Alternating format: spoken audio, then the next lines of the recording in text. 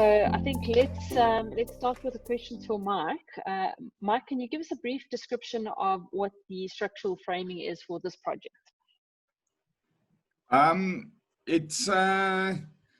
It's primarily a series of simply supported beams, which are custom-made box sections out of a light steel plate that's been formed around spars to give it the shape, with some flat bar stiffeners running between, and then the simply supported beams are connected with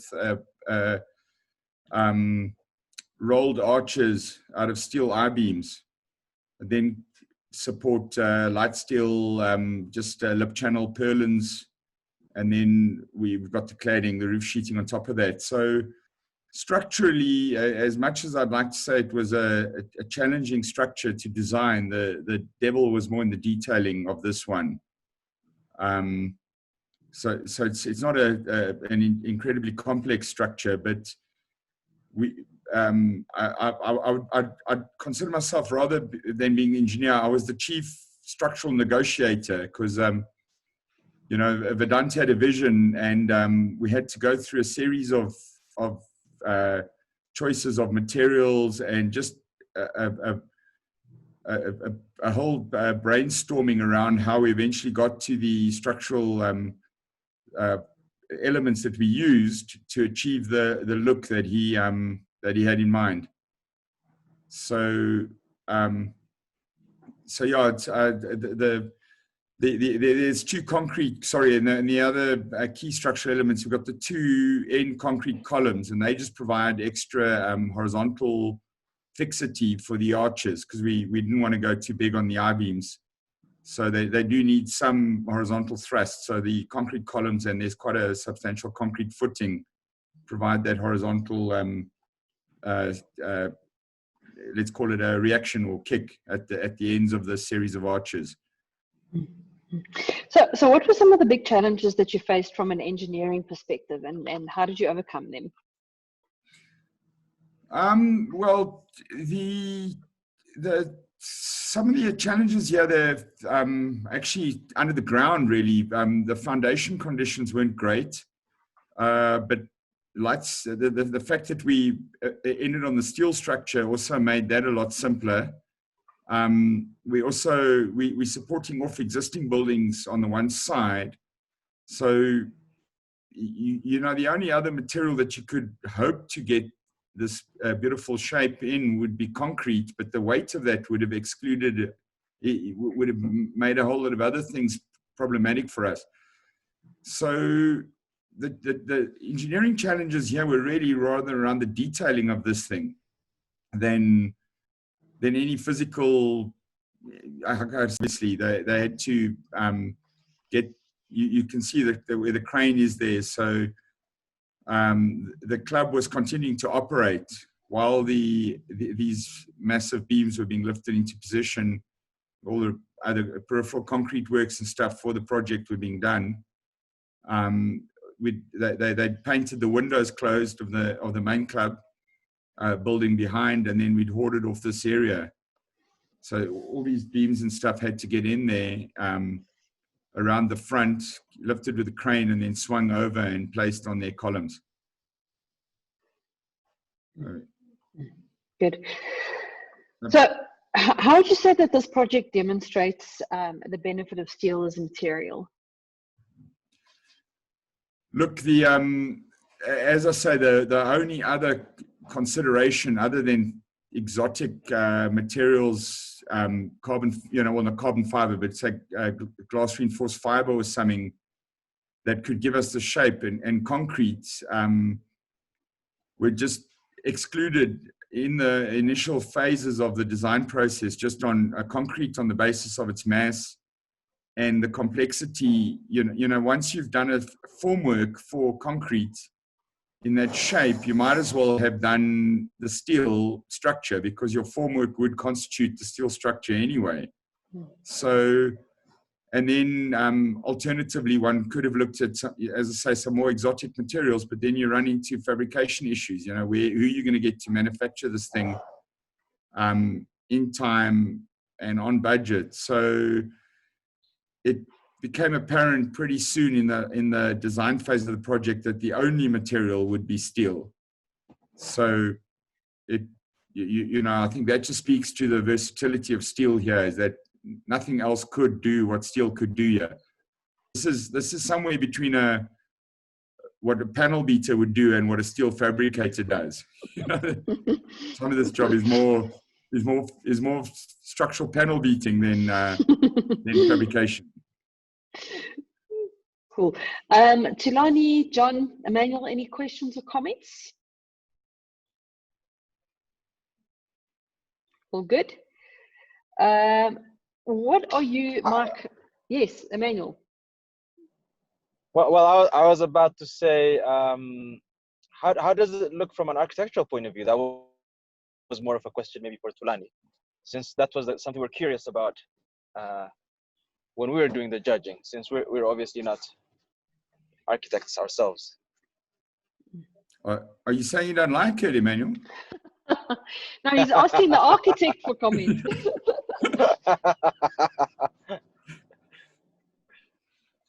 Yeah, those beams, Mike, are actually, I think they're serving two purposes, right? You're using them as gutters and then as something like girders, so to say.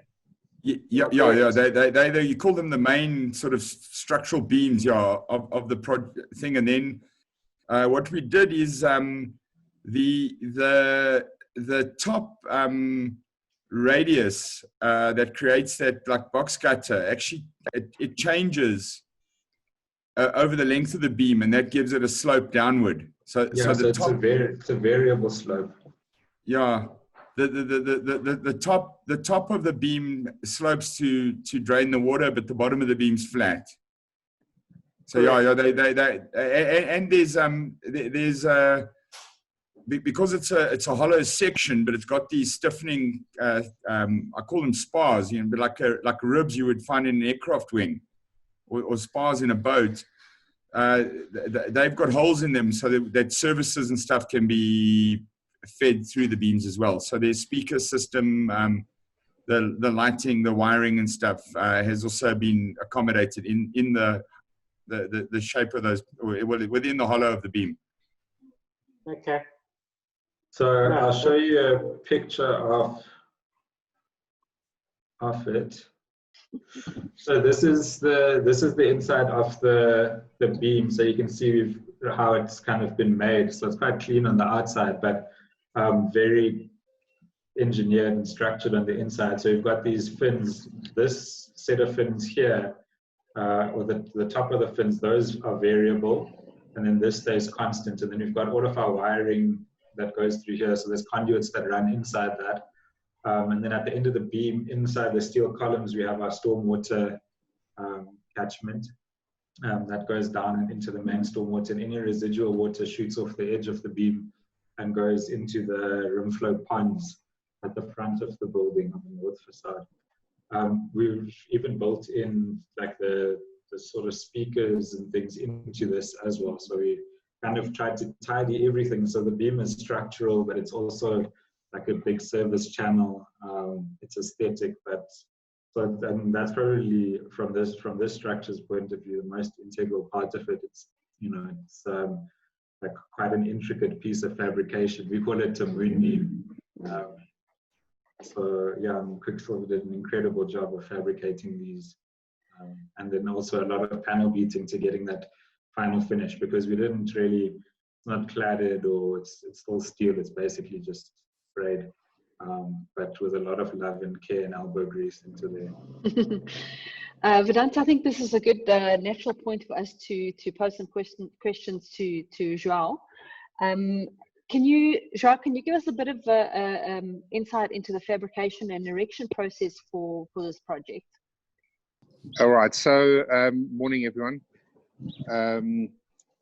Yeah, so basically when Vedanta and Mike approached us with this project, we could see it from the outset, it's going to be quite a challenging, not your normal structure, and I think we've come to get used to that from Vedanta.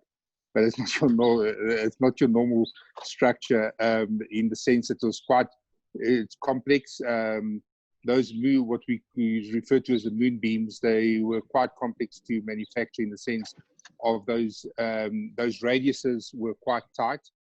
Vedant wanted to see like a continuous finish, so he didn't want to see any welds on the external of the structure. All the services had to run inside the structure, which so to conceal any aspects of wiring, water drainage, even for the acoustic systems or the sound systems, everything had to run through the structure with only one service hatch at the back. So when we were manufacturing the structure, we had to put in all the conduits and everything pre-laid so that in the workshop, so when it got to site, when it was lifted as a complete unit with very little work to be done. Well, we couldn't actually work inside because it was a sealed moon beam or boat. And then on top of it, though initially when we looked at the structure, those front facades, the front and back facade, especially the front facade, those front fascias and the back fascias, in fact, but more so the front fascias, they were quite difficult to fabricate out of plate and to connect to all those purlin reference points and to the sides, and at the same time keep the structure sturdy to be able to carry the sheeting and the acoustic panels. So and the underslung perforated plates of the ceiling, underslung ceiling. So the whole structure in itself was quite complex to be done. There was a lot of work that was pre-done in the workshop to make sure that when it got to site, things fitted as they should. I mean, obviously there's always challenges, but yeah, this was not a normal fabrication project by any means. Emmanuel, any questions from your side for João or John? Yeah, I understand that the fabrication and erection were very complicated because I've actually been to the site. How was, in terms of welding, what types of complications did you face from a quality point of view and also from an execution point of view? Look, most of the welding, we try to do as much of the welding as possible in the workshop, especially in the main structure, what we call the moon beams, because the quality of the welds had to be in such a way, as I said before, that you couldn't see any welds on the external side of the surface, so we had to prep the plates to make sure that the weld integrity was still there. But from an outside point of view, it looked like a continuous sheet of a continuous moon beam with that was made in one piece. So with that, we besides the welding, when it got to site, Vedant, or I think it was Mike mentioned, there was a bit of panel beating to be done in the sense that those welds were all very grounded, very smooth. They were dressed up before painting was done to try and ensure that continuity. As far as welding on site is concerned, there were challenges because some of the welding had to be done in position. We used cherry pickers and we had welders on site that could weld in position so that you could get both the quality as well as the aesthetic appeal of the welding that Vedant would be able to approve it. So yeah, there were challenges. Obviously, welding in position is always difficult. The front columns, which were made of steel columns, 219s, those columns, they were welded to the moon beams were welded to the columns in position, but we made settling plates, etc., so that it would fit perfectly in place before we did the integral welds to ensure the stability and the integrity of the structure. Good. João, what are you most proud of on this project? I just think that the overall look. I mean, I think if you look at Vedant's original, if you look at his original 3D sketches, and you know, you always have a difficulty between what you envisage and what you get. You know, because I mean, they're obviously two different things. But I think that and look, I can't talk for Vedant, but I'm just saying, I think from our point of view, we tried and get it as close as possible to what Vedant and Mike wanted out of the project, and hopefully the client at the end of the day. But I think that the structure is one of those structures that that that will stand the test of time. You know, it's just I think it's one of those structures that when you see, it's got that wow factor. I think that's quite impressive. You know, and that we were involved in it. You know, I mean, I haven't been in steel for a while, so that we're involved in such a structure was actually quite a how do you say, an accomplishment. And obviously I thank Vedant and Mike for that. That they trusted us to do the work, and obviously Bartlett being the main contractor. You know, with Keegan trusting us to do the work was I think it was an honor to be part of this kind of project, because it's not the run of your mill structural steel that we're all busy to do every day. It's something different. Yeah. Keegan, is there anything that you'd like to add in terms of your involvement in the project? No, I think Zhao pretty much summed it up. I mean, it was one of those projects where it was, to be quite honest, was a nightmare being on it because of how hard it was. But it's one of those ones you can look at the end of the day and really be proud of. Yeah, sometimes I actually just pop into CCJ just to go have a look at it. Sometimes take a couple photos, but yeah. Nice. Okay, judges, do you have any questions before we move on to the questions that relate to architecture? We all good? Was a question to me? Was it to me? No, I was just checking with the judges. Oh, okay.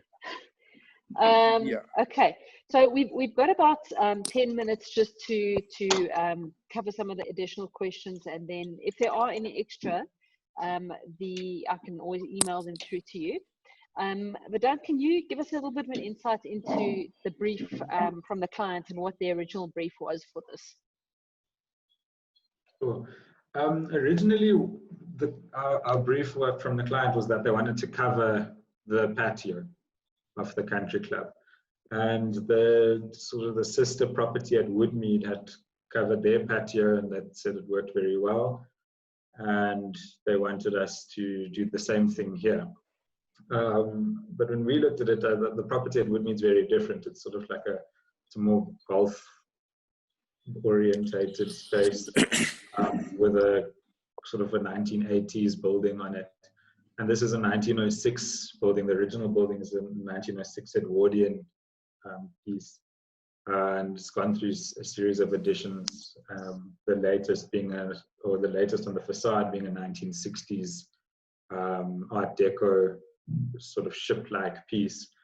And when we started designing it, we wanted to kind of tie back into that idea of heritage and history, but also twist it a little bit into what the future of heritage architecture, or responding to heritage, or the future of architecture is. So in our original design, we'd actually done it in concrete with sort of very heavy brutalist stroke deco features. And then looking at it, we thought, well, actually, we need to bring this building into the future as well, and how we did that. And then we had a major time constraint on us. The club had asked us to have this building ready by sort of mid-August for Starlight Classics, because they couldn't have a building site open for that event. And this project was built incredibly quickly. It was a 5-month construction process from sort of April to September. We didn't quite finish everything. We were about 95% done by Starlight Classics, but it was open then. And that's why we used steel, was to get that speed on site, was while we were doing the groundworks and the polished concrete floors and casting the fountains, which also in its own right is kind of also true to a material point of view, where there's no additives. We cast the concrete, it's a seamless room flow pond, but it also gave us a chance to do the fabrication of the steel under immense pressure. So while we were on site with wet works, we were off site in a factory. Quicksilver was off site in all of their factories trying to put it together. And that, I think, fundamentally it's quite a simple structure in a way. It's a series of arches with beams and rolled I-beams that go on top. And the way we designed it was almost it didn't quite work out this way on site, but it was almost to be like a giant Meccano set with beams that come on and water pipes that go into columns, and everything sort of clicks in and falls into place, and then we're done. But when you started to put those cages on, you realize how steel kind of can bend in a day of just baking in the sun, and then you need to adjust your tolerances on site. But I mean, yeah, I think that's sort of the brief, was to be fast, to respond to heritage, to and also, like, I think one of my favorite features is to incorporate the oak tree. So you can see it in this image right at the back of the images, that we cut a semicircle, which I think was probably the most difficult part of this construction, was that we, in addition to having these tapered curved vaults that kind of pierce into the gardens and into the sky, we also decided to cut a big semicircular hole out of the last arch, so that we could allow the oak tree to grow inside. And I remember Barend from Quicksilver and I'm busy talking through me, and we were making a 1-to-1 paper template of how to figure this thing out. Yeah, I think from that point of view, our architectural brief was to just put a cover over it, and we saw a different way to do it, and we wanted to push technology, but also to really celebrate craftsmanship. I think often craftsmen and buildings are forgotten, and shopping malls or kind of big industrial buildings live on without that idea. And this is very much about stripping everything back and allowing steel to be steel and concrete to be concrete, and really allowing those materials to shine, but also the workmanship of those materials. And yeah, I think Norman, who did the bulk of the steel detailing in Tekla, and I had many sleepless nights together trying to figure out how we were going to model this rolled out beam, and we kind of put it into Rhino and then took it into Revit and then sent him a model, and then he tried to put it into Tekla and it didn't work. And so I mean, it's really just a tribute to an immense team effort of excellent craftsmen and thinkers in this sort of space.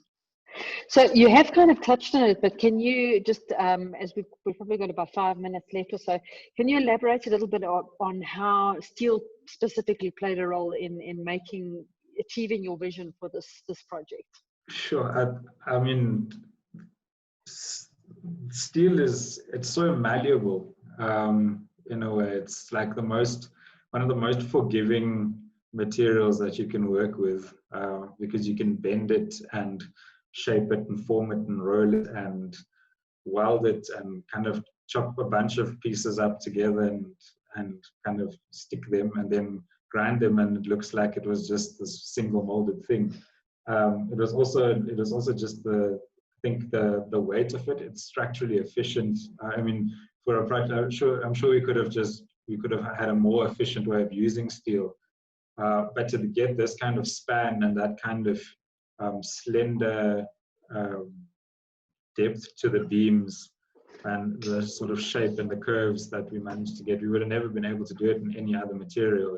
Steel really allowed us to get the spans and the elegance of the space, and this like purity of an architecture that we wouldn't have had to do. And it also, because it comes in different sections, it was quite easy to use different pieces of steel to make up the whole structure. So the rolled I-beams or the square tubes, they all kind of line up and they play a part in supporting each other.